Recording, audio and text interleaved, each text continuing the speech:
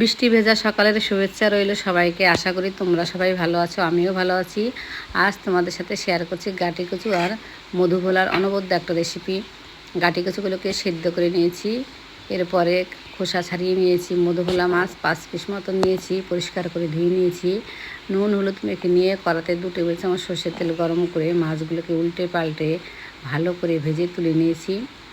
ওই তেলের মধ্যেই দুটো পেঁয়াজ কুচি ভালো করে ভেজে তুলে নিয়েছি। পেঁয়াজ কুচিটা ভাজা হয়ে গেলে আমি শিলনোড়াতে বেটে নিয়েছি, চাইলে মিক্সারও বেটে নিতে পারো। ওই তেলের মধ্যে আমি 2 শুকনো লঙ্কা আর একটু কালো জিরে ফোড়ন দিয়ে গাটি কচুগুলোকে দিয়ে দিয়েছি, ভালোভাবে কষিয়ে নিয়েছি। পরিমাণ মতো নুন, কাঁচা লঙ্কা চিরা, হলুদ আর কাশ্মীরি মির্চ দিয়েও ভালোভাবে কষিয়ে নিয়েছি।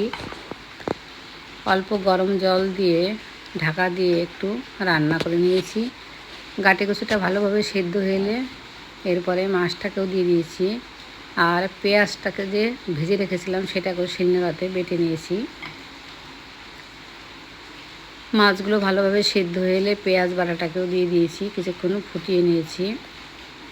এরপরে ভাজা ধনে আর জিরে গুঁড়ো দিয়েছি। উপর থেকে একটু ধনে পাতা কুচি দিয়ে নেড়ে ছেড়ে নামিয়ে নিয়েছি। তাহলেই রেডি আমার দারুণ স্বাদের মধুভোলা ও গাটি কচুর রেসিপি। এটা খেতে কিন্তু দুর্দান্ত হয়েছিল।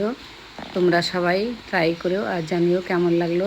আজ এখানে শেষ করছি, এরপর নিয়ে আসবো অন্য কোনো ভিডিও। Tata, by.